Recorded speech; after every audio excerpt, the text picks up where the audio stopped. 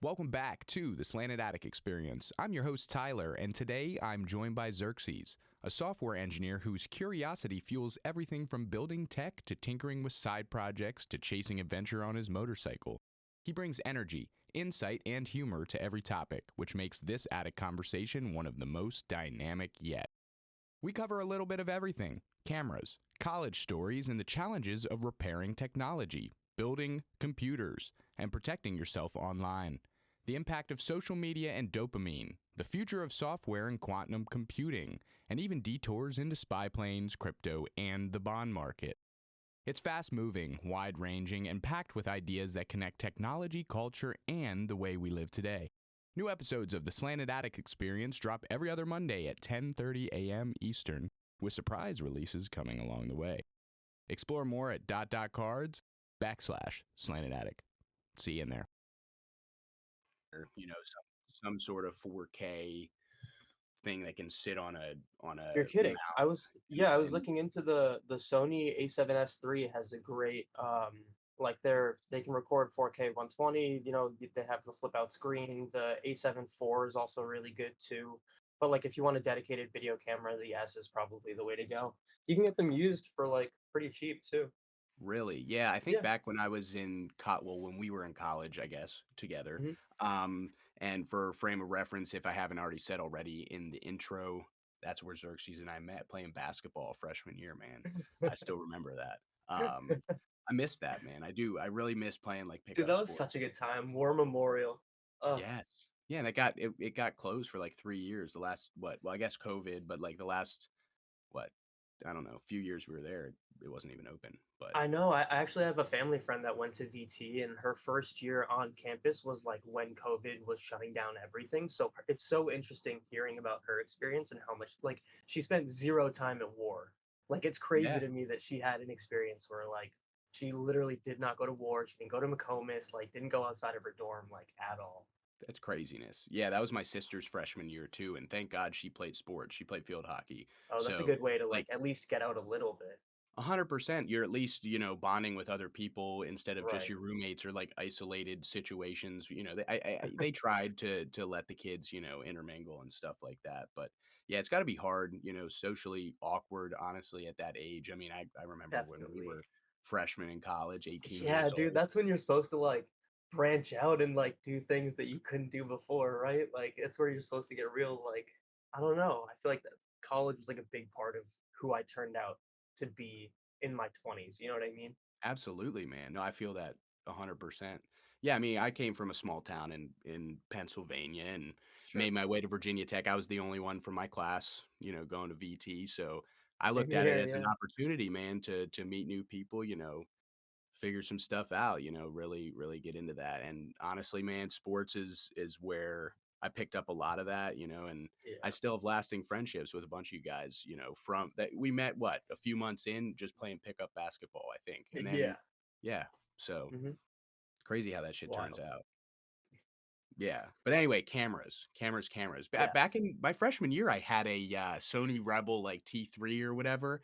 Okay, yeah, And the point and shoot. Or yes, and sorry, no, not the point and shoot. It's a SLR, I think.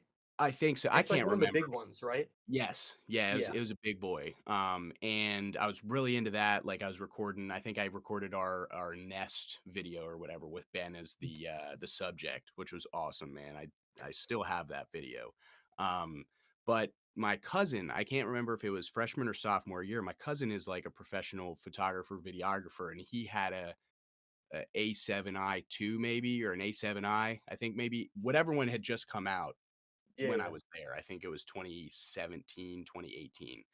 Yeah. He let me Probably look the at it, A7 dude. too. Yeah. Unbelievable. Unbelievable. And you're talking about the 3. I haven't really kept up, and I'm sure that's just like a Yeah, step so this up. was I was into like DSLRs probably like 2-ish years ago, maybe 3, and like the price point is around like starting around 22, 2300, and they can go up to like $3,500, and this is Sure. like just for like a body and then like a 70 millimeter lens. Um but or not even a 70 millimeter, more like a 24 to like 50 or something like that. Yeah, they do like the adjustable one, and then you can buy Yeah, specific lenses for exactly. Like they'll just stuff. plug Yeah. and play. Hmm. Um But now I would imagine, I mean, I wouldn't be surprised if they've gone on to like the A7S like 4 or 5 or whatever. But even like the A7S III, I want to say it was like around like 16 to 20 megapixels and like 4K, you have a great full frame sensor. Like you can still buy them today for $2,000 and you're getting like a lot of camera for that kind of money. That's Um, crazy. yeah, so I feel like it's now more than ever. I mean, I've always been into like the action camera, so I went like, GoPro Hero 4, I think was my first one, and then when I started, working and having my own money, I bought my own Hero 10, and then I have like the Action 2, which is what I'm using right now. I used the DJI cameras for a little bit. Uh-huh. Um, but I feel like obviously with a full frame sensor, you get way more detail. You get so much more, and especially for like a podcast setting, it Oh, makes way yeah. more sense to go with like a Sony. Well, it'd be Um, static. It'd just be sitting mhm, there on a mount, just hanging out. exactly. I would need something that doesn't overheat, needs to record like 2 Yeah, hours at sure. minimum, I would say. Not that I'm Mhm, ever have recorded anything over that time span, but just mhm. in the event that it could happen, right? Like risk protection. But Yeah, yeah, and you man. can like you can build them out with like small rig. Like I literally have this for a GoPro, and it just like it goes onto like a pole, right? So this Yeah, thing just like swings open.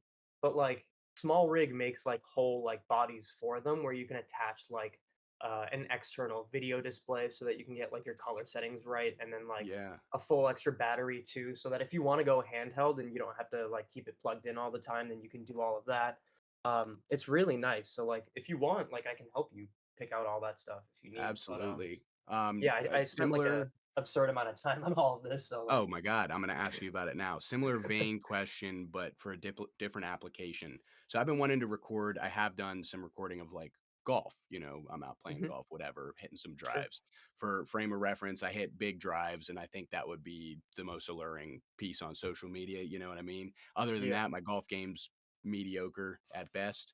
Um, but I know they have, what is it called, like the Osmo or whatever. It's like the yep, the handheld pocket cam, gyro, the yeah, yeah, yeah. gyros. Is that worth it? Can I pick one up used, I guess, is my question. Is there any risk of that? Do I they get definitely damaged so a lot? so I wouldn't underestimate marketplace. That's for sure. Yes. Okay. Love The Marketplace. as far as damage, I haven't like actually used it, but I've heard really good things as far as like a quick vlogging camera that you can take with you on the fly. So you do get like built-in stabilization, which is really nice. If you're just like, giving somebody a camera, it's really easy for them to just pick it up, point, and then basically you get a That's pretty what good I shot of mean. what you want. Exactly. So it's something that fits in your pocket. I think it's easily maneuverable. Like you can take it with you on the go. It would be better, the alternative being like a full-fledged, DSLR camera. If you're Sure. looking for like an action camera, I don't think, I don't know what the price point is. I say if it's more than like 300-400, probably not worth it. Because like for that price, you could just like get a GoPro or even like a used GoPro that's still pretty good. I'll actually look it up right now, but I've heard good things about it, especially for the use case that it seems like you're going to use it for. Yeah, I've just seen it a few times on Marketplace, and I wasn't sure if that's something I could pick up secondhand or because it's. I think the last time I looked at it wasn't too expensive. I think somebody wanted like 80 or $90 for it, and I don't know if you're looking up the retail price, but Wait, are you looking at the Pocket 3? whatever the cheap one was, maybe it was a previous model. Is that Okay.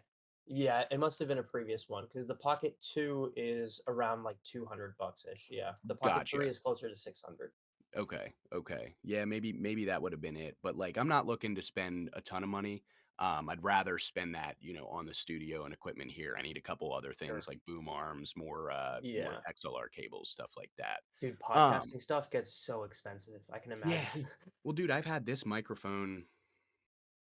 I think I bought it when we were living in, Pheasant Pheasant? Run. Yeah, Yeah. I think so. I think I That's ordered this when we wild. were there. Dude, So, it's been like, like 7 years, I think. That's that's what I'm crazy. saying. This is a collection from, like, the last 7 years, you Yeah. know? I just Almost can't a spend, like, decade.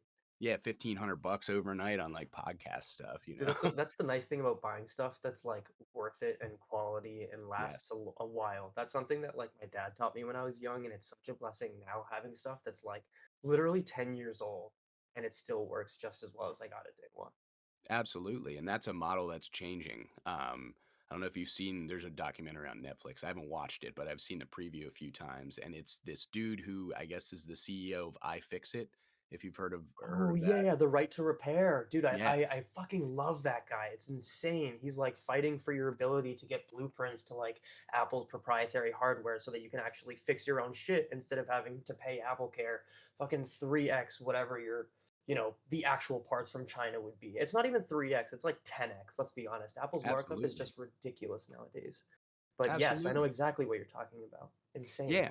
Yeah, and like it's horrible because a lot of the newer models of items, I don't know if it applies to like cars and like really expensive purchases, but I know like appliances, fridges, washing machines, dryers, those have a shelf life of like 5 years now.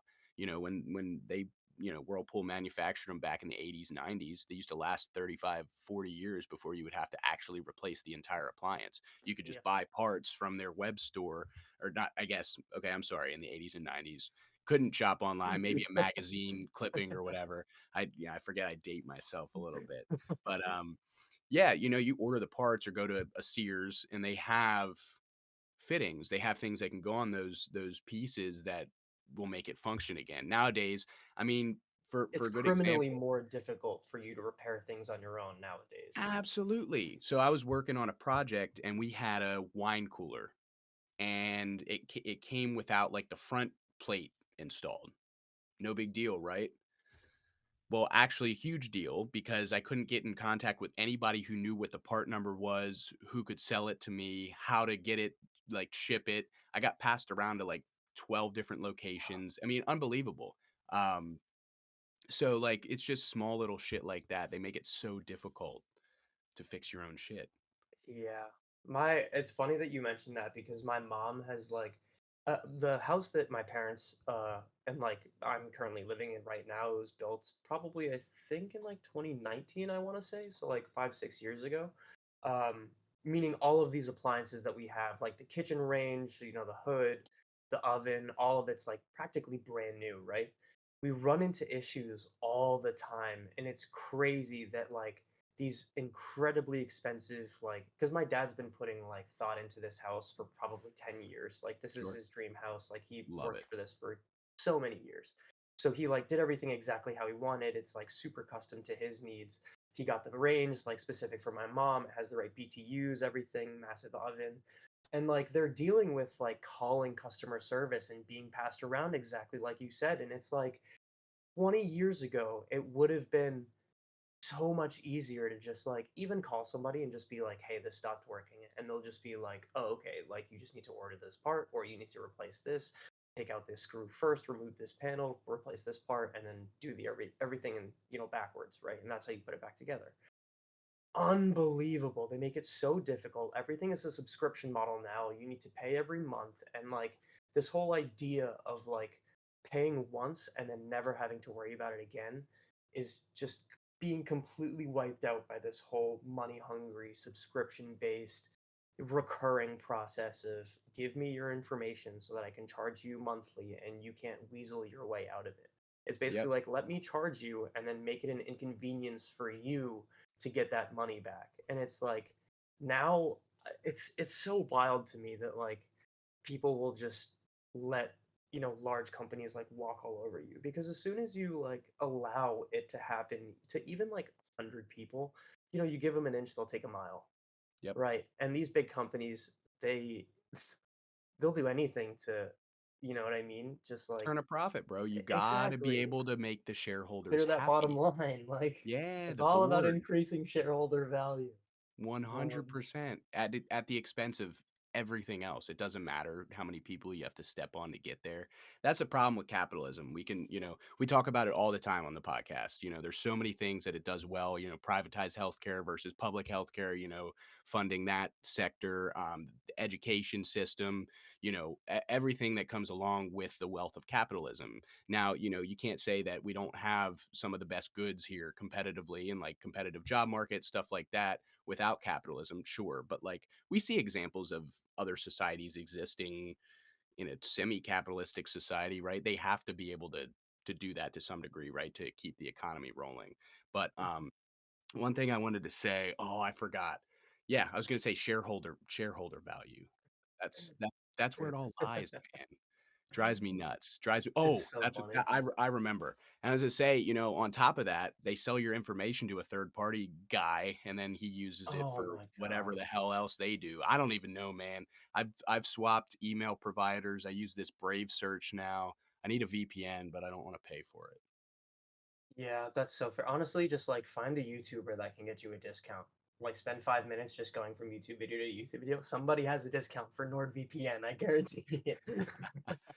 So this one I'm using now, it's called Brave Search. They have a built-in VPN, Okay. and let's see, I'm trying to figure out how much it costs. Ooh, that's not what So I want to do. I mentioned that my dad has like he like put a ton of thought into this house. So Yeah, we have a whole firewall set up. We have VLANs, like we have a demilitarized zone so that we can keep like our security system separate. Like dude, that's awesome. yeah, so we already have like a VPN built into our firewall and everything. And we have gigabit, like it's all hardline. We have Ethernet ports every like eight Yeah. feet. It's unreal. Wow, dude, that is my dream. Oh my god. Yeah, I've been reading more into, like, centralized servers and my own hosting on at home and stuff like that on Reddit. Yeah. I'm not there yet, but I will say my work has, like, a Dell Optiplex, like, 5050, I think what it is, or 9050. It's the little, Mhm. like, compact PCs, Yeah, yeah, yeah. and it's just sitting there in the thing, and they're keeping it as a backup because our conference room is also Ugh, the same thing, but it's just and I'm not being used. yeah, and I'm like, "Hey, I could definitely find a use for that." So I've been reading into that a little bit. I eventually Yeah. wanna run, a switch system with, Ethernets everywhere and stuff like that. I Mhm. just don't know enough. And it's expensive, man. Yeah, I it priced it definitely out for is. a bunch of stuff, so Yeah, my dad has his own business and he has a lot of like he has a lot of engineers in India and like he'll take meetings and stuff. Like he has clients in New York, he has clients all over the place. So like he basically needs a business grade, network system for our house.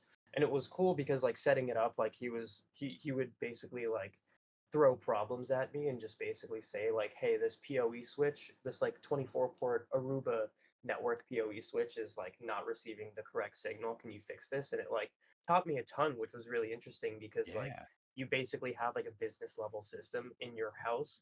And so like setting up all the Aruba switches, like separating each port to be on its own virtual LAN network, and then like basically segregating, like understanding network security. It was really interesting. And I think like I'm super grateful to have like the opportunity to be able to learn from that. But it was just really cool, like playing around. I think it was like 2 years of me just like messing around with the network system and like yeah. setting everything up, looking at the firewall, like forwarding ports and stuff. Cause like back home, when I was like back when obviously when we were in college, I had this like huge PC setup and I really wanted to use it, but obviously I can't fly with a freaking 20-pound PC. So what I did was I opened up a port on my network and then I basically just remote desktoped into my PC when I was in Virginia. And as long as I had a gigabit connection, I could basically like offload all of my GPU like acceleration to my hardware in New Hampshire from Really? Virginia. Yeah. So like What? Dude, yeah, that's so you can like wild. yeah, so like for undergrad when I was in Virginia and I like needed to use like GPU power or whatever for like running heat simulations or something, I could basically use my GPU in New Hampshire uh like while I was in Virginia because I had like a remote desktop network port that I just like remoted it into. And like the only reason that I understood how to do all of that stuff and like be, 12 states away and be able to do that was because like my dad is just like super into like business and software and he's been in like the software industry for like 20 years. Dude, He's that's like this is wild. his bread and butter. So yeah, it was really That's cool. so neat. That's Sorry, I so just had to neat. nerd out really quick. Oh, absolutely. No, no, no. Let's get more into that a little bit. So, for those listeners out there that didn't understand 30-40% of what Xerxes said right there, I think I got like 60%. Can you kind of dumb it down? Like, can you explain like a home networking system that's typical for somebody that's a normal person, and then explain kind of how your system, Is compounds different. on Sure. that? Yeah, Yes. yeah, yeah, definitely. So everybody typically in their house has a router, right? That router is what you are connecting to. It's your Wi-Fi access point, right? This router is what is receiving the coax from the wall, which is essentially what your ISP, your internet service provider, is setting up for you when you first set up your internet connection, right? So this wire basically goes into your router, and typically there are a lot of different types of routers, but for the most part, the average user is just going to have a router built in with a wireless access.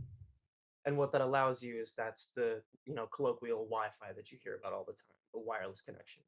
So the way that it can be different for a lot of businesses is that number one, you have that VPN that you mentioned, right? The virtual private network. What that allows you to do is basically create secure tunnels for your network packets to travel through without being, molested, without being interrupted, without being, touched upon by somebody that is intrusive and wants to get your information. So in doing that, there's basically, levels to setting up a networking system. Typically, you can start with a router, and then from there, you may have something called a firewall.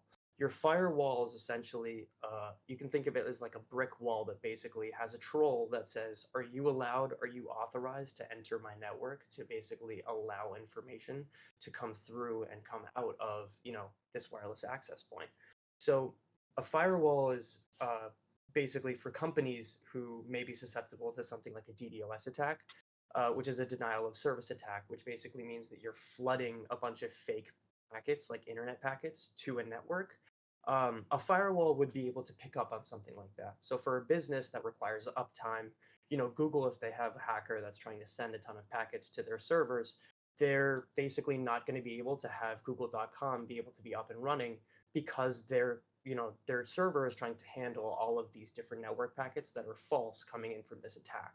So a Interesting. firewall's job is essentially network security in the sense that it can recognize on the fly when fake packets are coming through like that. Sure. So for a business, obviously that makes sense, like Google, for example. For my dad, he's working at home most of the time. He's got clients in India. For whatever reason, he believes that, being protected against these attacks, which isn't, super far-fetched, is a good idea. Another way that, it may be different for a business versus a home user is the VLANs that I talked about. So you've heard of a LAN party, right? A local Yes. area network where you have, multiple people all on the same server, they're gaming, whatever. So VLANs are basically virtual local area networks. You can virtualize those local networks and basically segregate the information and port assignments and, IP assignments that you get when you are connecting to an access point. So what that does is, for example, a lot of houses have security systems, right? Yeah, If sure. if I connect to a Wi-Fi network, a lot of times if you don't have like a virtual local area network, like VLAN, what can happen is if I connect to a network and that network also has, the network information that's coming from security cameras, what I can do is then have access to the security camera information just because I've accessed your network. Having a virtual LAN basically allows you to segregate those two wireless networks Dude, so that's that when I awesome. connect to an access point, I don't have access to the same IP address assignments of my security cameras. So in that sense, another network that you may have is a DMZ, a demilitarized zone. So that would basically also segregate another type or another section of IP addresses then for a specific reason, typically, for secure information or whatever.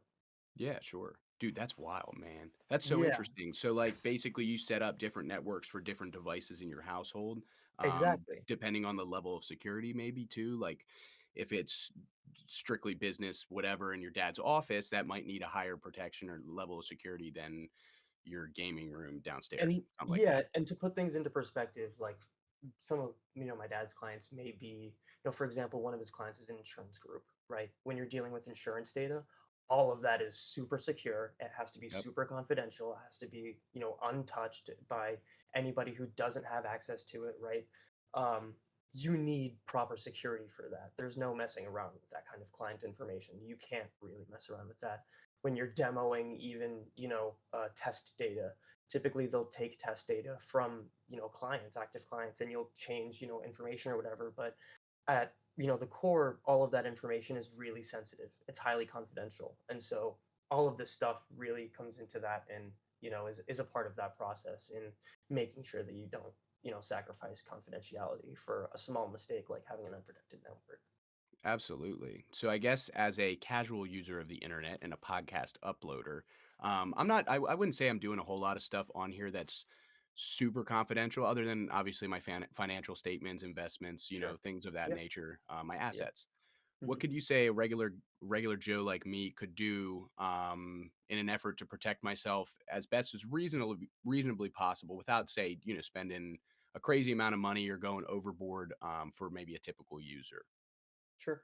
So first things first, don't use, or at least don't connect to open networks in public. I think there's a very Great advice. large population of people that are obsessed with having a Wi-Fi connection. Um, 5G will get you there just fine. I promise you. And if you don't have 5G, I feel sorry for you. Or Yep, even I'm still on like 4G, 3G, bro. 4G at least. No, come on. Like I mean like 4G is okay, but you know what I Yeah, mean? it's Like not great. those unprotected public networks like at airports, for example, I mean that's just, it's phishing bait. It's they're going to be stealing all the information because what happens is it poses as a false network. It's connected to a real internet network, so you are actually having access to the internet. The problem is that that network is intercepting everything that your phone is sending from your phone to the internet. It's just sitting right in the middle of there. And you don't know if it's a secure network, an unsecured network. It might say FBI truck, but I guarantee you that's not what it is. You know what I mean? Yep. Um, and so I think definitely be more weary about public connections. um, as far as the home, I think using VPNs is definitely a plus. Um, like I said before, it's a way to create a secure tunnel for your information to be, untouched by uh, people who are sniffing packets maybe on the internet. Um, yeah, and I think I'm a very old school external hard drive type person. Yep. So any financial documents, any tax returns, tax documents, whatever, crypto documents, I have all of that on external drives. I have backups and backups on backups, and I use a lot of cloud storage, but not for sensitive information. I like Sure. keeping that on non-internet connected machines. Um, but yeah, I think for the most part, just be wary of your internet connection. Really, that's the biggest thing. It's so easy for, you know, email links and, those phishing scams and stuff. Like it's so easy for you to just be like, oh, this is Amazon.com. Let me put in my information. It's not really Amazon.com, but you already put in your information and now they have everything and like your Yep. login and your credit cards and everything. It's very easy. Just I'd say be more stingy with, your internet footprint, I guess. Yeah. No, absolutely. No, I have two hard drives. I need to get more. One of them is old and doesn't really work very well, so I just need to get all the data off of that and onto the new one. I have a 2 terabyte one, but definitely something I need to invest in larger because I do have all my documents on there, plus all the podcast stuff I back up to there I too. was I was gonna say, so I don't know what kind of, because I love talking about like PC hardware and stuff. I have an Yes, M.2 drive. My throughput is like 2 gigabit per second. It's unreal. that's So crazy. yeah, so what I was saying is what I was gonna suggest to you is they make external M.2 drives that are Thunderbolt capable. So Yeah, you definitely get talk like about 20 that. gigabit. It's like 200-300 bucks for like I think a few terabytes. But for you, like you get the space, you get the speed, and especially for a podcast where like you're taking video, if you go with that camera, that 300 bucks is gonna go really well when, dude, I can't even begin to tell you, like 60 seconds of 4K 60 FPS for me, even on a GoPro, is a gigabyte. That's That's just 60 crazy. seconds. That's Yeah. crazy. Every time I go out on the motorcycle and I have like 20 minutes of footage, it's literally 20 gigabytes worth of like 4K video and it takes up space so quickly. It's insane. Yeah, yeah. So that kind of leads into another question I have for you. So I actually have two M.2 whatchamacallits. I think they're 500 Memory gigabyte drives. storage. Yeah, yeah. Yeah, they're in the closet right now waiting to be built. So I've got a oh my God, I can't like Samsung an 970. Asus. I don't think so. I'd have to Okay. check. Let me pull them out actually. Okay. We can Yeah, take a so the 30-second break. I have a I think I it's a have all of them. Z590 Pro Wi-Fi motherboard, and then I have a Samsung. I think it's a Samsung 970 Evo. It was at the time like their flagship, whatever hard drive. I All think right. this was probably 4 or 5 years ago. Oh. All right. So I'm looking at a 7700 XT is the GPU I'm looking at. I've got all AMD like FreeSync parts. Nice. Um, I hold shares of Nvidia and AMD, so I'm impartial. Nice. Haven't been Yeah. doing How's too that good. portfolio doing lately? Those Yeah, tariffs are not probably not good, bro. I had AMD. I should have sold it when it was at like 150. It's back down at like $97, 96 bucks. Yeah, no, I've been hurting too. I can't lie. I'm down like it's rough, man. The 401k is down like 20K. Yeah, 401k is not doing well. It's I hurting, have dude. I have ADP, so they won't let me personalize the funds that I choose. So it's Oh, like you're the kidding. 26, yeah, it's like the 2060. It gives me a bunch, it gives me a list of a bunch. I think I Oh, did have you do a TDF, target date fund? probably, yeah. Yeah, that makes sense. I think that's what I have. I It's think I have it's the most 80. like hands-off, like reasonable investment you Yeah, can go and with. I'm like, I have my Roth and I have my brokerage account, so I invest in my Nice. VTIs and my VXUS, my There broad you market go. Your funds. VUs, your VTIs, total Oh receipts. yeah, Nice. man. Oh You know yeah. what you're doing. Oh You got yeah. that 2 to 3 fund portfolio. You're good. Exactly. That's it. And then I have a much smaller um brokerage account with like my individual stocks that I like to pick. I contribute way Yeah, less money to that. same And then my here. my crypto portfolio as well. That's probably about similar to both of those. And that's probably what a, a quarter of what the larger funds, not even Mhm. probably 15%, of my Yeah, overall portfolio. So fair. but yeah, so I got the pieces out. I got a 5600 GT CPU. Ryzen 5, nice. Okay. I'm Yeah. at a I have an Intel 11700K, I believe. Oh, that's a nice one, isn't it? I don't Yeah, know I the think Intel. I looked a it's lot more funny yeah, chips. their latest architectures actually had a ton of issues. I think it was with like the 12th or 13th gen. I know a lot of people that had like overheating or like some manufacturing issue. I don't know, but this has been going strong. I highly recommend Intel, but like Intel and Ryzen are both, top tier, solid. Yeah, so like I don't know. My monitor that I have is a FreeSync, so that's why I decided on it, and I was high on the AMD GPUs. But I Yeah. mean, as I progressed through the podcast, I was kind of unsure if I needed that power, but I want to play games on it too. So I kind of was looking for the best value It's for money, always nice. you know. Yeah. And like especially it's not even just games too. When you're editing, it's unbelievable because like I'm doing the same probably level of I can editing that barely you do are. that shit on here, bro. Exactly, dude. The 4K like those files to render are unbelievable pain in the ass. An unbelievable pain in the ass. And if you don't have a dedicated GPU, your computer will shit the bed almost immediately. Yep. If Yeah, even I if have you have a everything else like 1060. closed out. I have a 1060 in this one, I think. And yeah, I can't even edit video on the PC. I have to edit it on my old iPhone. I use CapCut on my old iPhone, but I don't have video anymore, so that's easy. I just upload a graphic with people's faces and do that. But yeah, all Mhm. the video I edit has to be done on that because my PC can't handle the I use It's DaVinci rough. Resolve, I think, but my PC Yeah, can't I handle use it. I So use Resolve too. You got to get that new PC built, man. You got to get going. This working is on it. like you've been doing Working the on podcasting thing for like what, at least 2 years now. Do you remember when we released that SoundCloud podcast on the Supreme North Face collab, it. dude? Dude, absolutely. That was sophomore year of college. That's still Yeah, out on the it's internet still out somewhere, there. Oh, I man. know. I have it liked like in my SoundCloud account. That's so funny. Yeah, Graham and I did the sports podcast or whatever, Yeah, and yeah. the picture, the album cover or whatever is us throwing grass in the backyard next to that power unit or whatever, that transformer that's in our That's so backyard. funny. I know, man. Oh, yeah, so I've been doing it for a while, off and on. This podcast, the Slanted Attic Experience, started, I think, when Luis and I lived together. Oh This god, was 20 probably after Pheasant. 2020, 2021. Okay, yeah. So maybe that's what it was. I can't remember. Regardless, yeah, been doing it for a while. Have collected many things, but like, I've been doing weekly episodes, bi-weekly releases, but I record probably once a week. It just takes a while to get through the editing. Yeah. It'll be a year on Saturday. I release my first episode of Really? this podcast. Congratulations. Yeah, Nice. so episode 30 released this week. So yeah, That's excited awesome. about that. You're number 43, I believe. So it won't get released 43. for Took you long a enough. year. God damn I it. know, man. I know.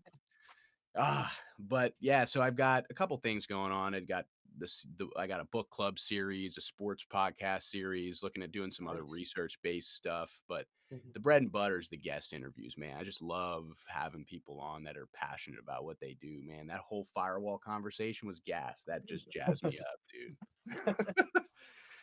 because I don't know any of that stuff, and I'm like the office IT guy, bro. I'm the youngest guy by 15 years in my company, so like, oh, something's not working, call Tyler in here. I'm like, okay, all you gotta do is restart your computer. Like, Yeah.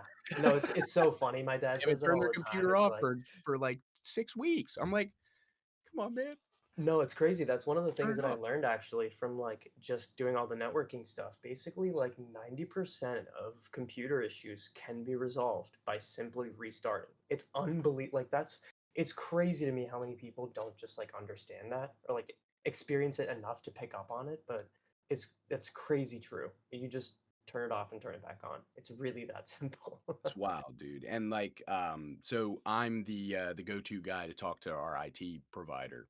Sure. Um, Yeah. and we've been having issues with our I don't know if it's a router or the service or our battery backups come on twice in the past like 2 months Oh, and kind of unsure of what's going on there. And they have me on like troubleshooting calls for a while. And I don't have capacity for that anymore. I did when I first started with those guys, but I have a yeah. larger role now and I'm doing a lot more shit. Yeah. So it's just Responsibility goes interesting to up. try to understand what's behind that because it's it's not even a niche industry because everywhere has to have it. It's Hmm. just like it's an industry that not a lot of people know about. They take it for granted. It's just something that like they wake up and have access to the internet and have Wi-Fi. You know what I mean? Like Yeah. nobody knows how it works except for the people that are in that industry, and that it's really interesting to me. Yeah. Yeah. I think it was really humbling too, and it definitely made me appreciate, I guess, like the effort, as you mentioned, that like goes into everything. It's really eye-opening. Yeah, I mean, people are like, "Oh, why is the Wi-Fi not working?" I'm like, "Have you walked back into the data room and looked at how many boxes and flashing lights are back there?" I'm like, "Why Oh don't my you tell God. me?" And then you're like, dude, and then dealing with the frustration of trying to explain quantum physics to like a 2-year-old. That's like basically what it feels like, right? Like when you even mildly know like what's happening, just trying to explain it to something or trying to explain it to somebody who doesn't even have a little bit of an understanding of like what you're dealing with.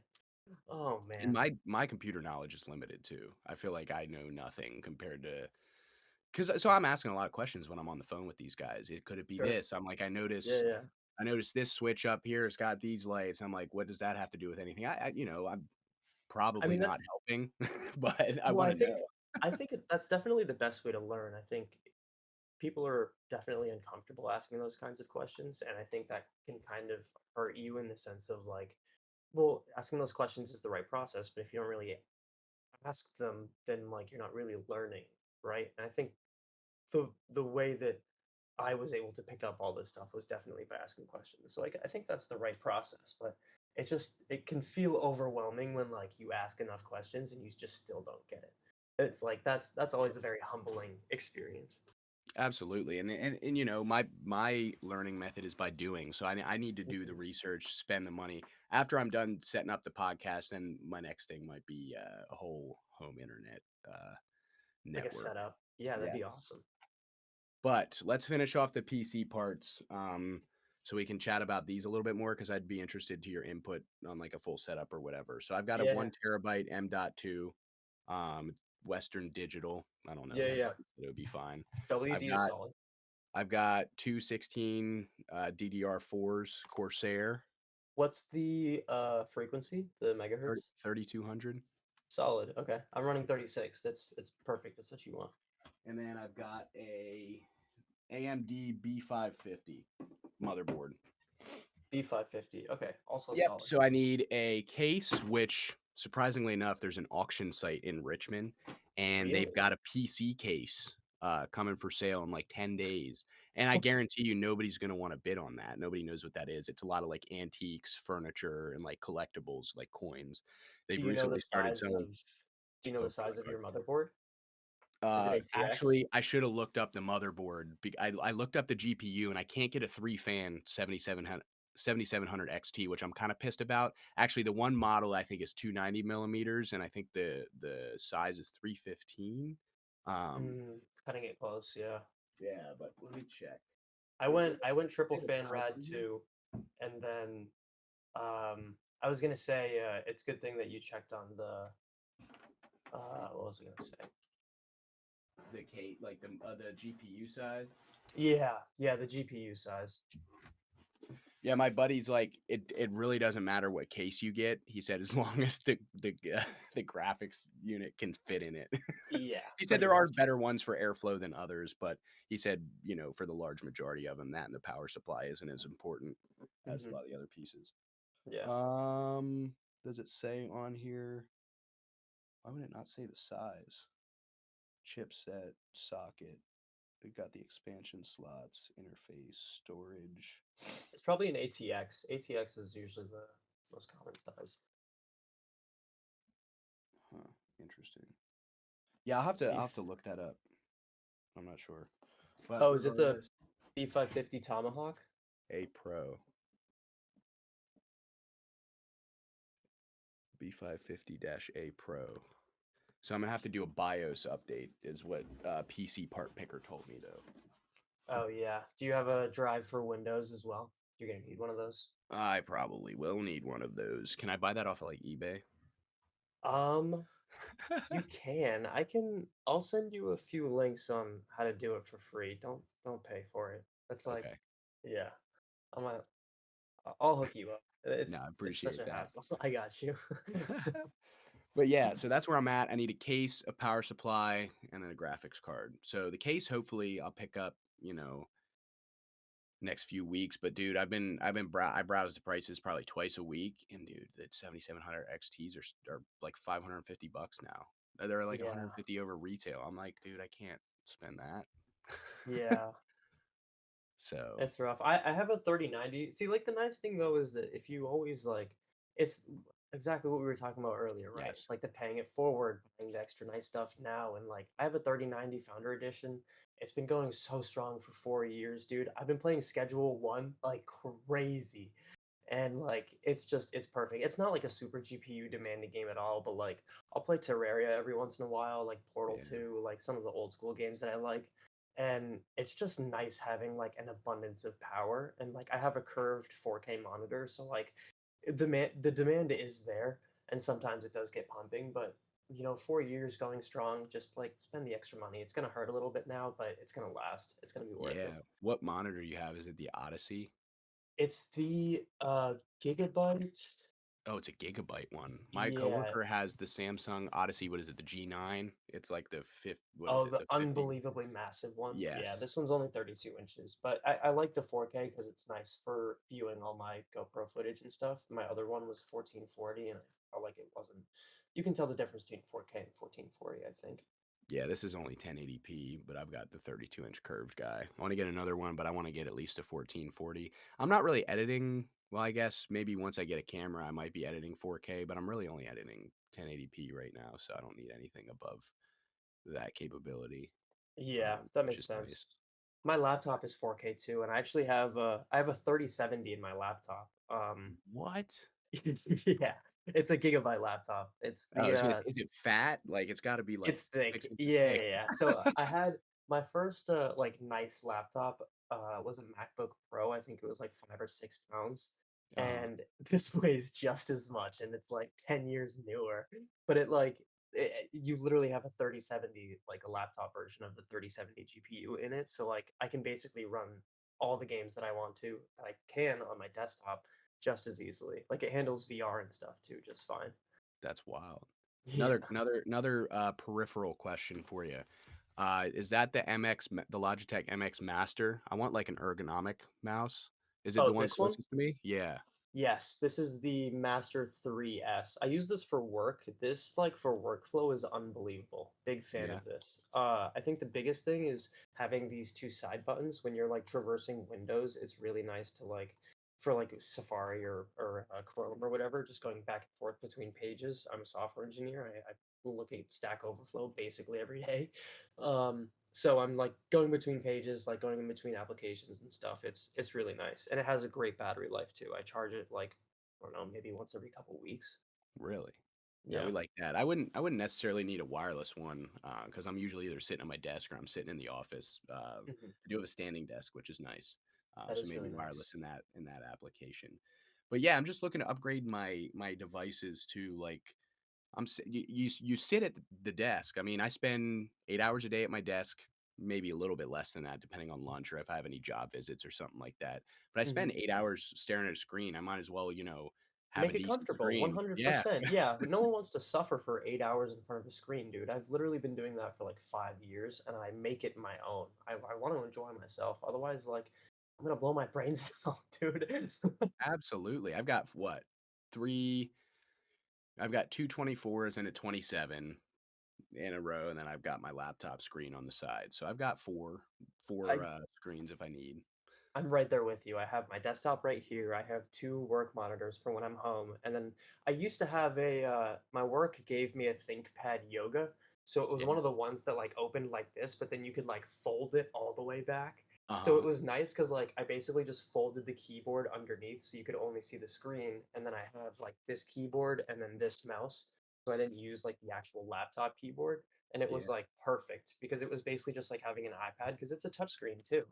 So it was like I had that, I had 2 monitors up here, and, like, I would always have code on one, like, Stack Overflow on the other, and then, like, Teams on the third one. That was just, like, my workflow for the last 4 years. It was great. It's awesome being able to look at all that stuff at the same time. I It's so know. important too. Like I feel like Having people multiple underestimate that. monitors is criminally underrated. It's, Yeah. like, a game changer. It's so much more efficient, like, I don't know. Some people, like, are really weird about it. They'll give you shit for it, and I'm just like, "Well, I'm more efficient than you." Yeah. I can reference more things at once. I mean, the larger screens, I mean, it No, almost seriously, yeah, you're if you're looking consuming more information. yes, if you're looking at a 21-inch monitor, remember the square LCDs that like Dell made back in Man. the day? You think about sitting at two of those. I mean, I can have the same amount of coverage as with my one monitor, my 32-inch curved one here, as two of those. You know what I mean? If I have three of these, I can have 12 tabs open and be able to look at each screen individually at an 8 by 11, letter margin or whatever. That was one of the reasons why I went 4K was because, a 16-inch 4K display and a 16-inch 1440 display, the difference in the amount of window space and pixelation that you have is insane. It's like I'm pretty sure 4K is like close to 4x what 1080p offers in terms of like resolution. Um, like I said earlier, and like you mentioned, you're just consuming more information. It's able to display out wider to you. And it's just so much easier. And I think especially for people like us, when you're sitting in front of a screen for 8 hours straight, those people in like office jobs or Yep. just in that setting, that cubicle setting, um, it's so easy to like. I get back pain so easily. You know what I mean? If I don't sleep right, like I'll wake up with a pinched nerve and I won't be able to turn my head like over my shoulder. It's rough. Like Yeah. your health is your wealth. Might as well enjoy it while you can. 100%. People don't get up and move around enough either. Like Yeah. the 10,000 steps a day, that's a real thing. I mean, that's, just keep the joints moving, the body fluids, Hmm. rotating around. But it's really important to personalize your experience too. Like if it's not your thing, then you're just going in for the man every day is what I feel Hmm. like. Like, man, I Yeah. might as well get the most out of it I can and do things my process, the best to the best ability I can. It also helps me work better, produce a Yeah. better product. So Hmm. I think I, all I think. all wins on the scale. Yeah, I think one thing that's like really undervalued nowadays is like giving your best effort. You know what I mean? I feel like people are so like hesitant to give their best effort at something, and I think it's so I don't know. It's just No, I weird. hear that. No, I do. I do.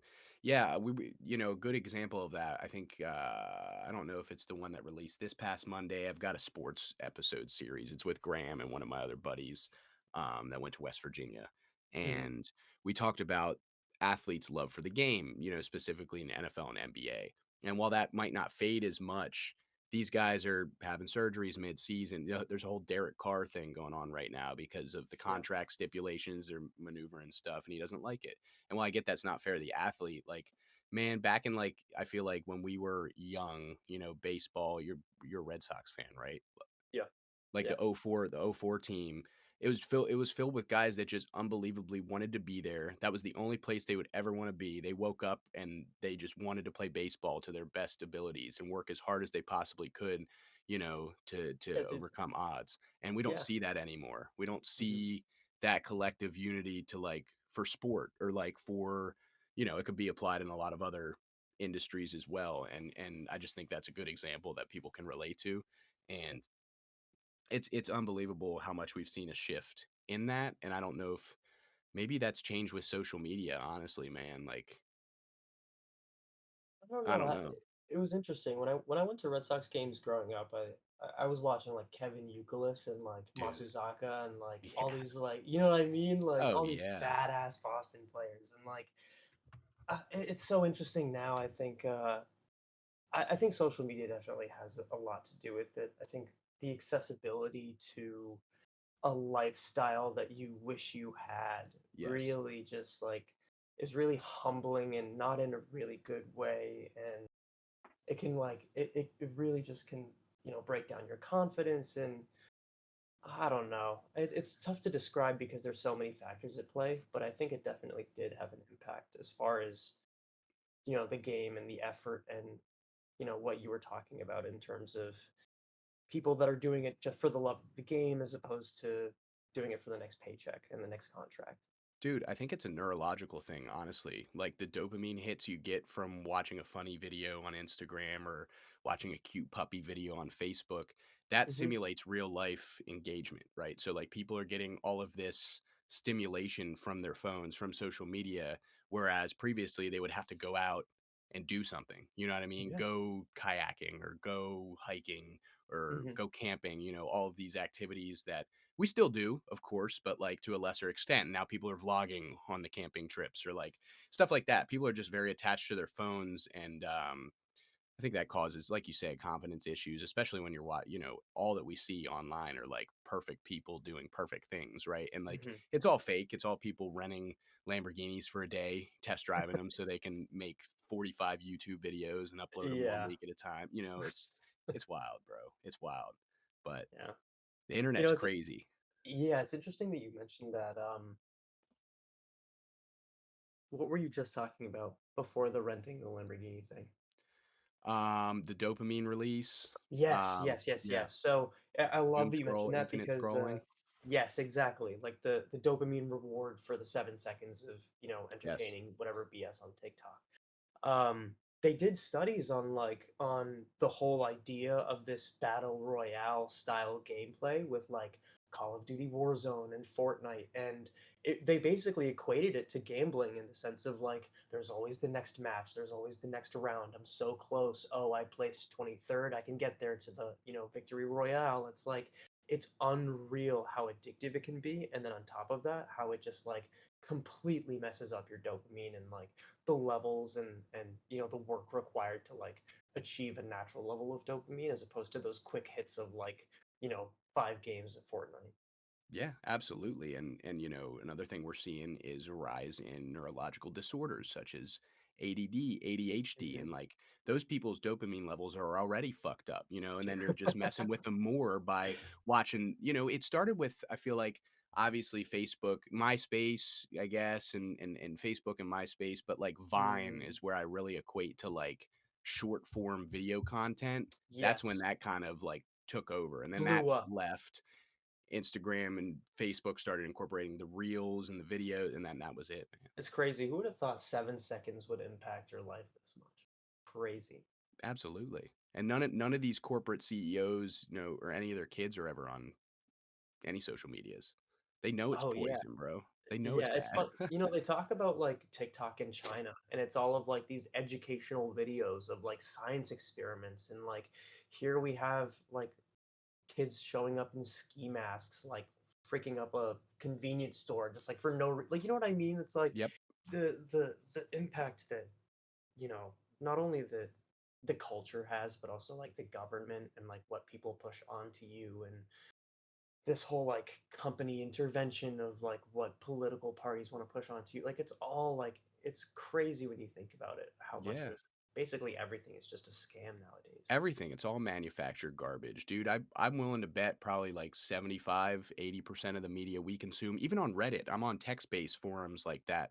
I bet Same you here. half of it's bots. I bet you Yeah. half of it's bots, if not more, posting, reposting, copy pasta, all that stuff that has circulated the internet for whatever opinion. I mean, I've seen videos of the troll farms on it's like 150 iPhones connected to one little board and they control all these accounts, dude. It is Unreal. unbelievable. Yeah. Yeah, and then you have CNBC facilitating Trump's BS about putting the 90-day pause on tariffs and basically Yeah, pumping up SPY with $2 trillion just to flood his pockets with money. It's unbelievable. Like you have that's no idea crazy.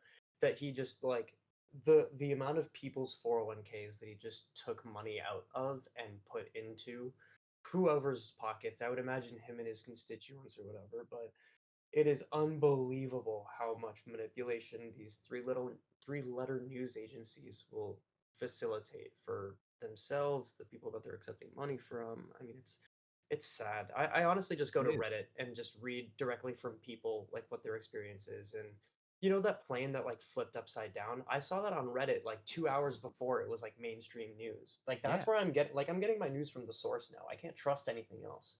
Yeah, It's unreal. absolutely. Dude, especially that okay, that's one thing I will say I do like about social media is independent journalism, the access to Yes. information that Yeah. independent parties can produce, right? Like, Yes.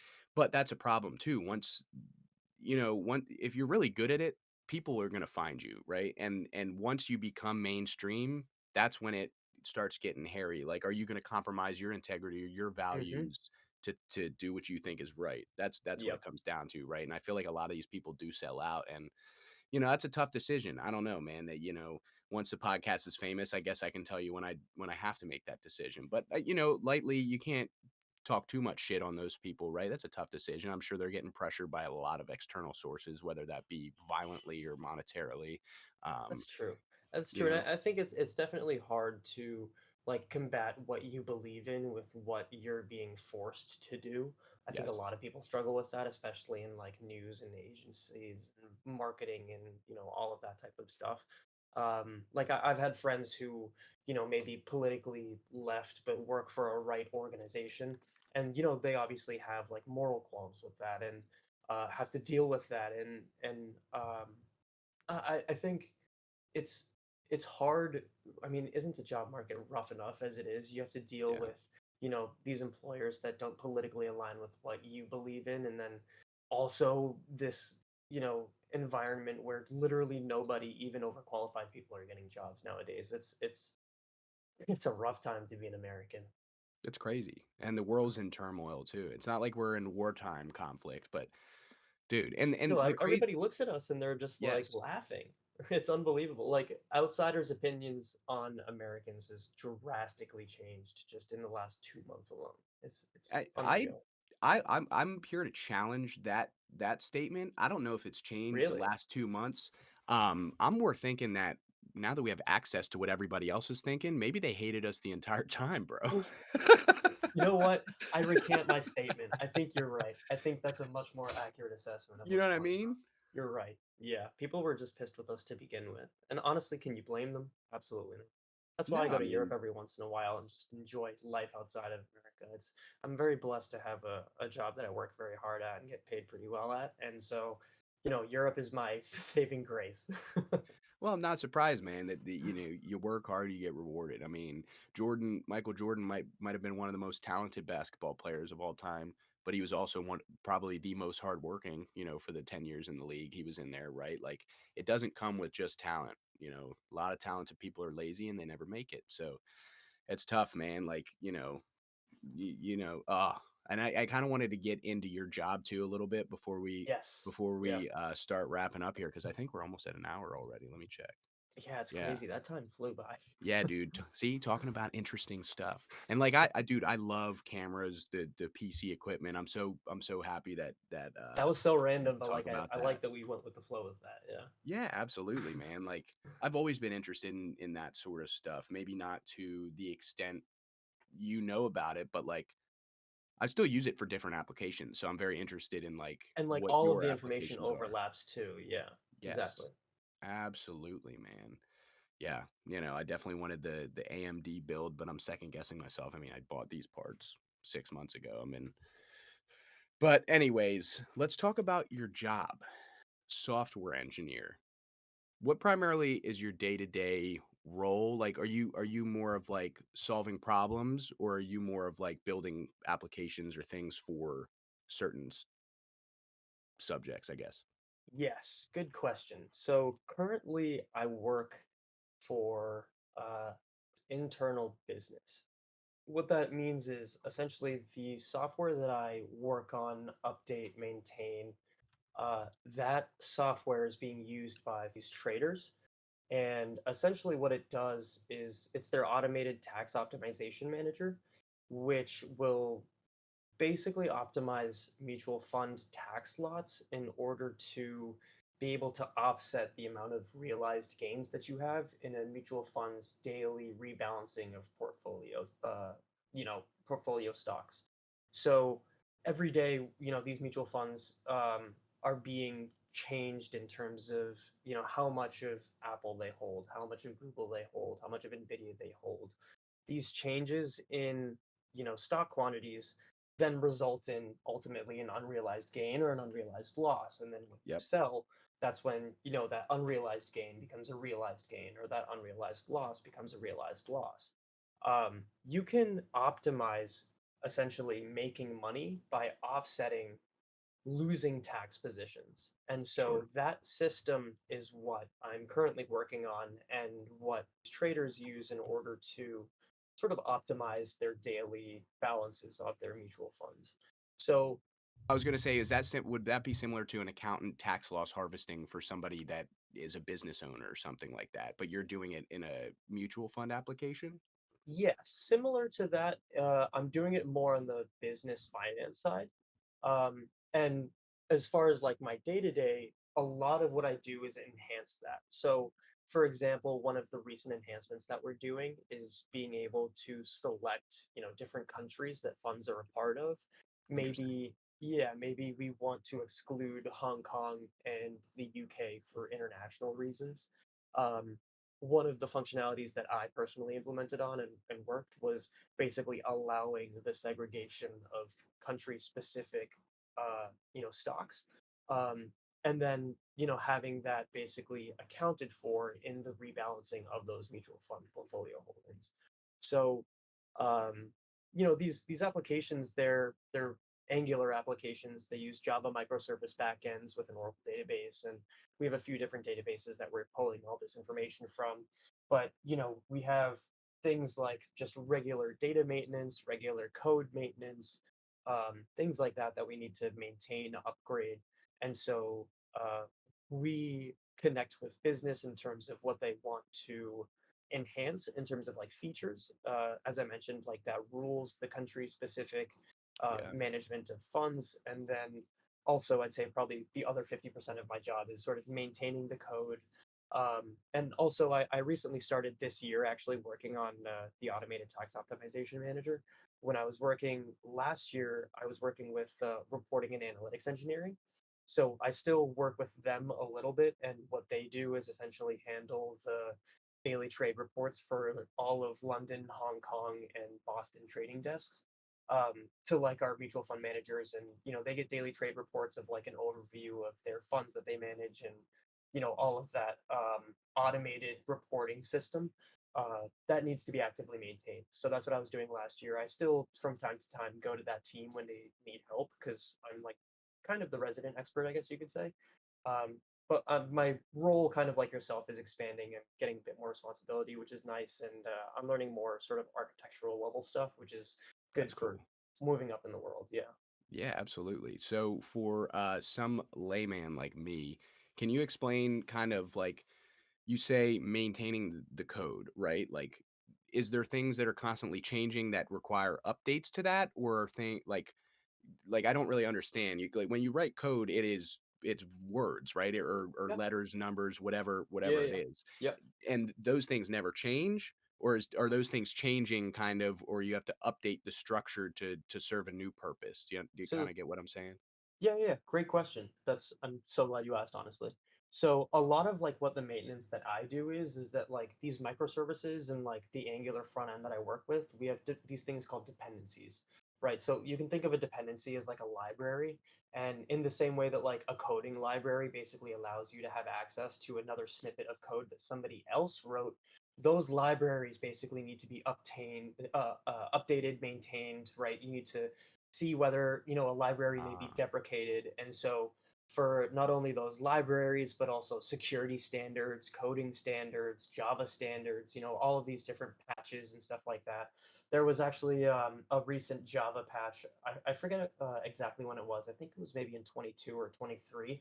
And it's funny because my mom also works in software, and she was dealing with the same like Java security issue that we were dealing with because it was like a Java based problem that was rolled out to everybody. And so like my mom works for a literal defense company, right? I work in finance. It's completely different, but it's funny that like we both experienced that same issue. Yeah. So when you talk about like, what this maintenance is, it's a lot of those dependencies, it's a lot of, security vulnerabilities that we may need to update and maintain and, so that we keep our applications secure and stuff. And so a lot of this code is not necessarily written by us or owned by us. It's dependent on these libraries that we use in order to facilitate whatever we ultimately want to do.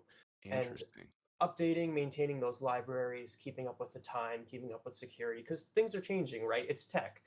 Quantum computing, as soon as you can break a SHA-256 key, like people are actually screwed. Like it's unreal. Like the ability for quantum computers to be able to act as fast as they can and to be able to decrypt like the highest level of security that we have, it's going to completely change the standards that we use for securing information.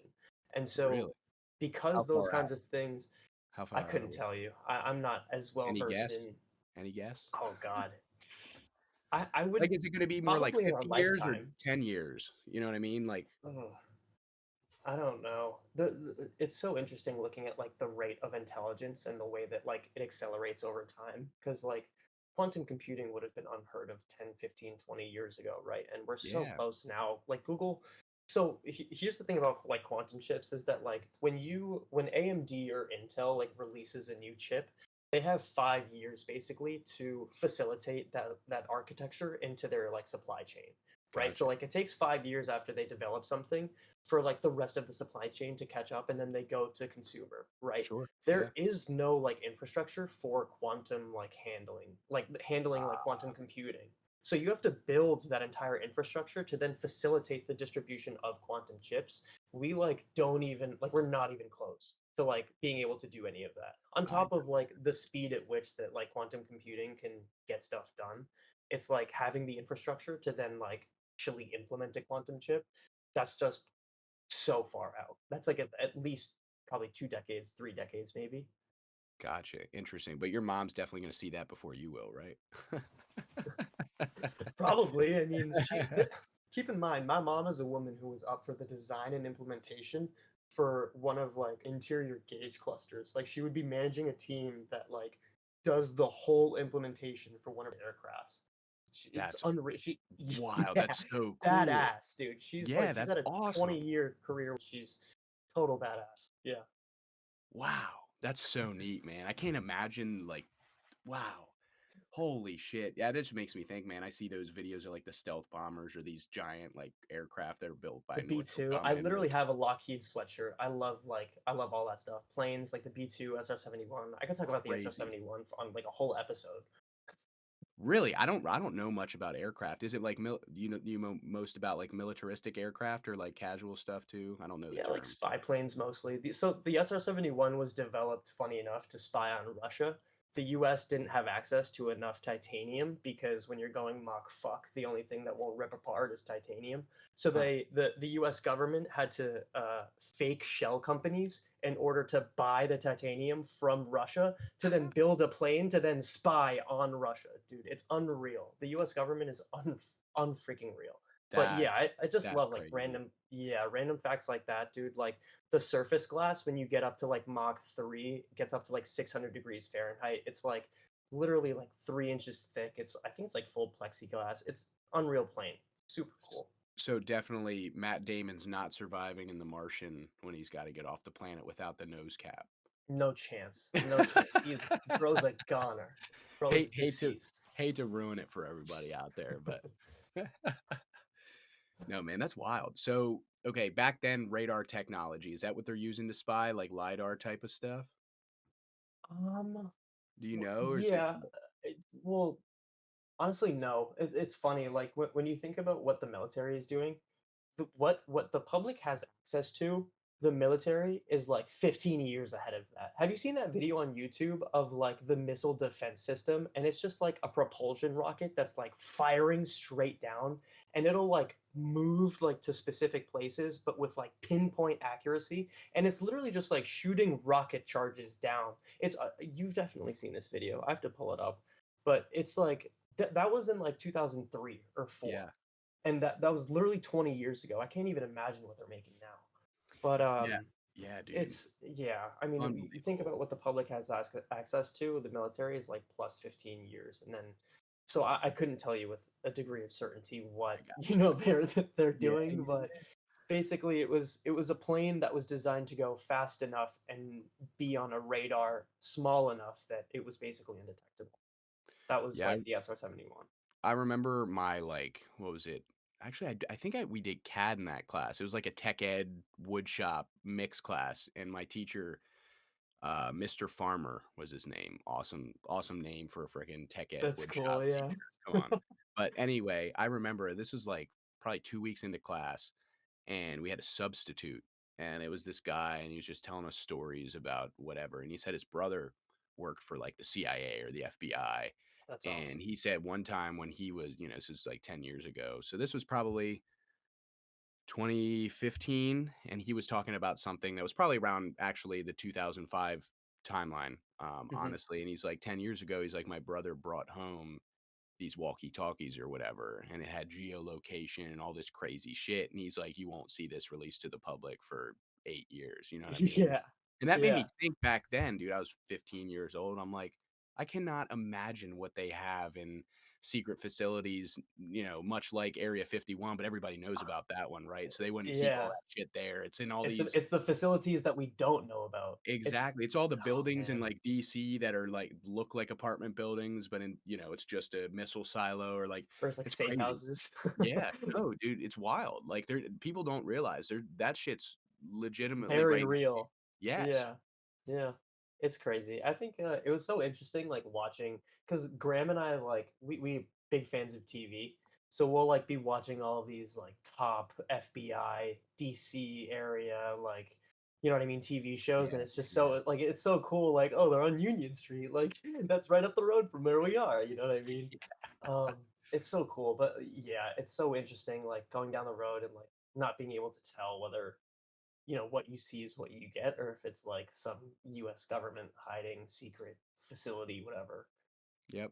Yep. Our daily lives are full of subversion tactics, man. Like it's like, I always equate 1984, phenomenal book, but like our Great government's book. continuing to brainwash us, and whether that be in politics specifically, left or right, blue or red, or like something as easy as like an NFL football team. There's 32 of them, and people are diehard fans for that. Like, keep us invested in these silly things so that they can pass all these bills and pump and dump the market, and nobody knows except for experienced traders or people that are involved in that situation. You know what I mean? It's so Or fucked people that can look past whatever BS propaganda that they're trying to facilitate onto you. exactly. Yeah, It's that's going on wild. in crypto right now too, man. I don't know if you saw that Mantra OM coin that's been going on for like 6 years at this point. It just got rug pulled for like 4 or 5 billion. OM coin? No, I didn't hear about that, but I did hear about the Hawk Tua rug pull. That was Yeah. funny. Oh my god. I Yeah, think that's wild. I genuinely think that she just got scammed. There's like, first off, she does not look like the poster child for a cryptocurrency. Tell me if I'm wrong. Like, what about Correct. cryptocurrency does she know bring to the table? Like, I've never once heard her speak about crypto, and now she's like trying to push this coin onto other people. And then like this guy comes in and just I don't know. I think she like apologized and like is trying to pay her penance or whatever, but people still lost money. That's rough. Yeah, it's wild. I mean, it's like you said, like it's taking money out of people's retirement portfolios. They don't give a shit. Yeah. It's wild, man. Like the so this is what kind of my coworkers and I get into discussions about. The whole point of decentralized currency is not to reflect the market, right? It's supposed to be individual, like yes, it's based on the strength of the dollar or the rupee or the freaking what's the Swedish one? I like the name of that one. That's what I was going to say it. I can't remember. The Anyway, crown? is it Or is it uh something like that. But anyway, it's supposed to provide a barrier against, ever-changing inflation, different countries, The Krona. the krona. Yeah.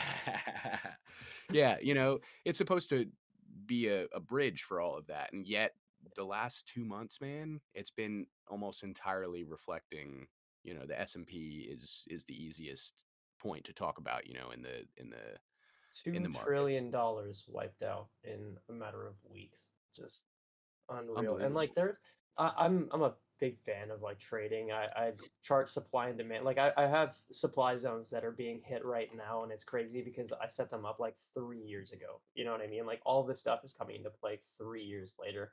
And it's like we have a supply zone at, or excuse me, a demand zone at 470. We broke through big resistance at 530. We're like back up to 537, but there's still a lot more room to move south. We could see like 420 is low. Um, if I mean if Trump keep wants to keep fucking around, it's there's way too much room to go down for him to keep intervening. Like the VIX has been up to 50%. Like that's very very high variance in terms of like what the S&P should be doing versus what it is doing. And you know what I mean? It's like the VIX, for those of you that don't know, it's the volatility index. It's basically a measure of, how volatile the market is. A 30% VIX is volatile. Above 50% is extreme volatility. And the last 2-3 days, it's just been extreme volatility. And I don't know. He's doing all this like I mean, about like I mentioned earlier the CNBC stuff about, Yeah. the 90-day pause and then not doing the 90-day pause, and the literal $20 move that Spy had when he announced all this stuff and then retracted his statement 20 minutes later. It's It's rough. crazy. What Uh, does this mean for like the treasury and bond market?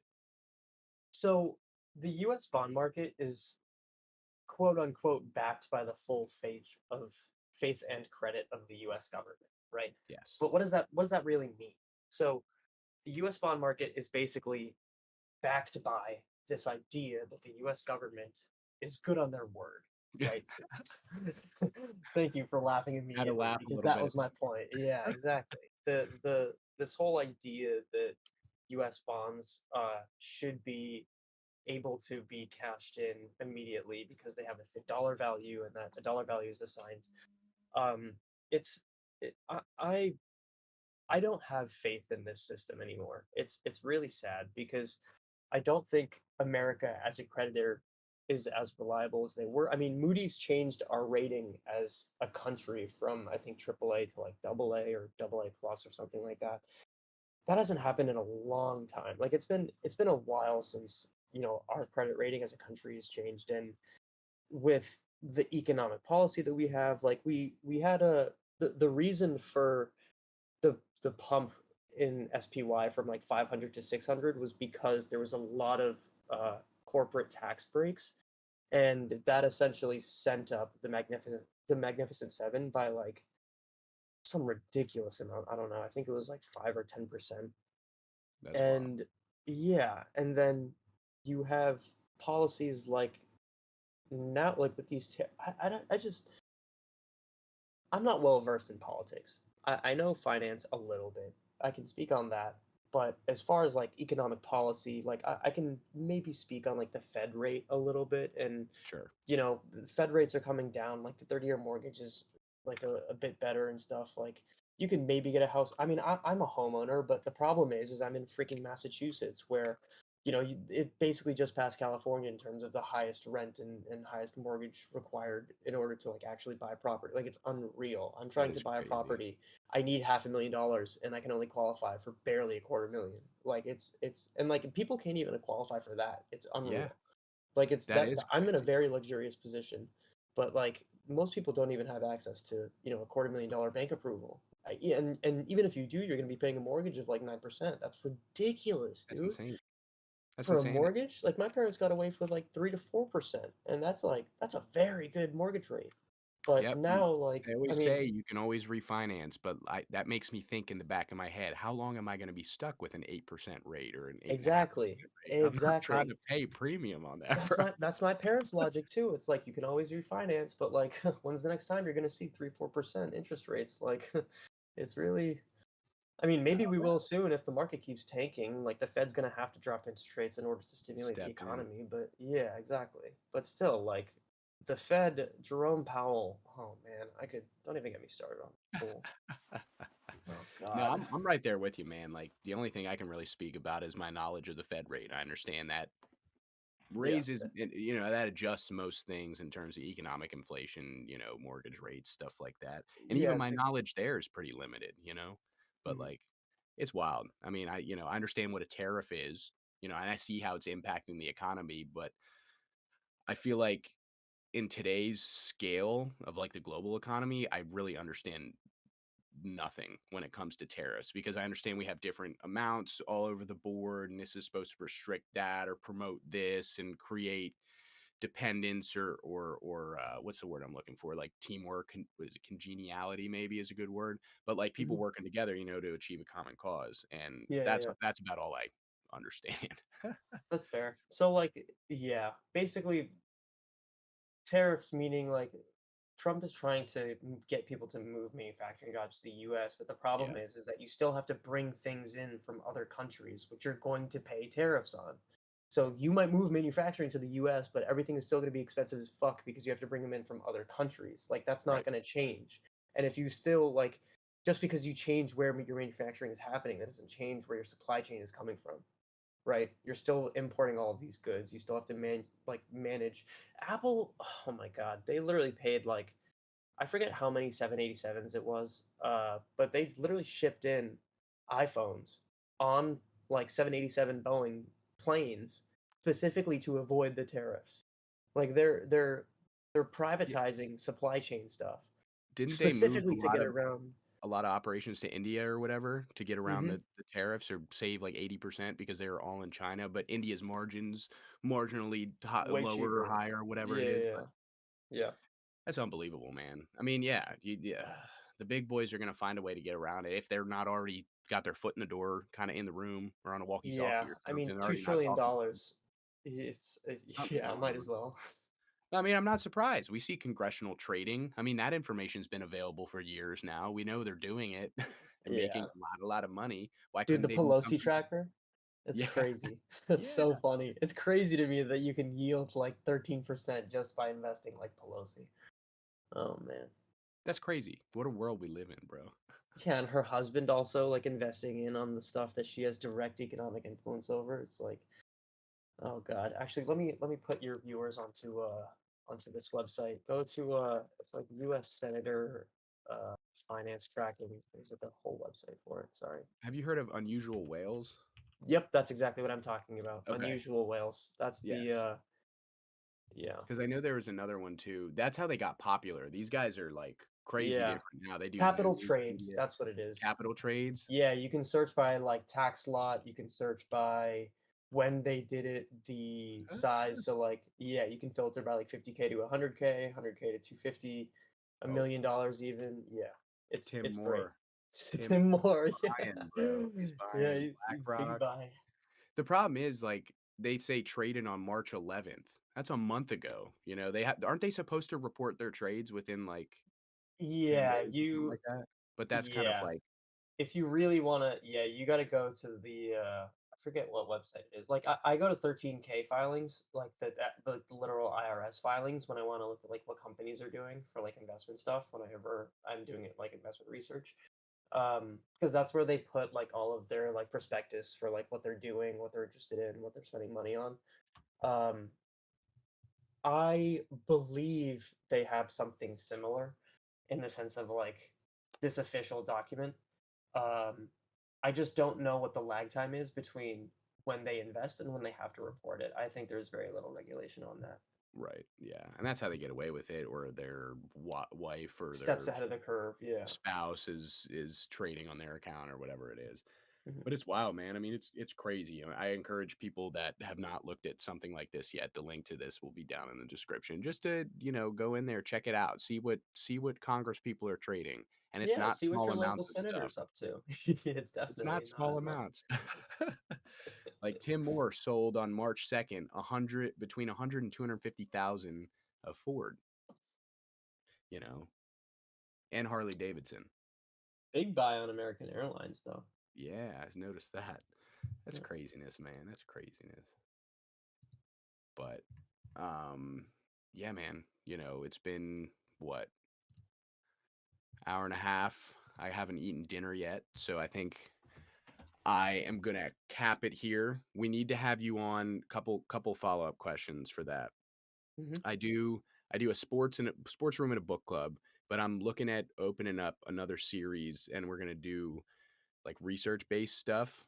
And I think it'd be really interesting to have you in like the tech application stuff. So if you'd be Oh, interested in definitely. something like that, Yeah, I yeah, yeah. really would love to do that with you, man. You're very knowledgeable. I'd like, I want to thank you for coming on here, spending an hour and a Oh, half talking absolutely. My shit with me. pleasure. It Yeah, was yeah, yeah, awesome. absolutely. Very much enjoyed it. We'll get you back here soon. I'll text you this week or even after the show's over, and we can get you on the books for another one. I'm booked out, I think, for 4 months ish. So get you on Cool. another Tuesday. Maybe if you're ever down in Virginia way, come down, take a visit to the studio, man. Would love to have you here.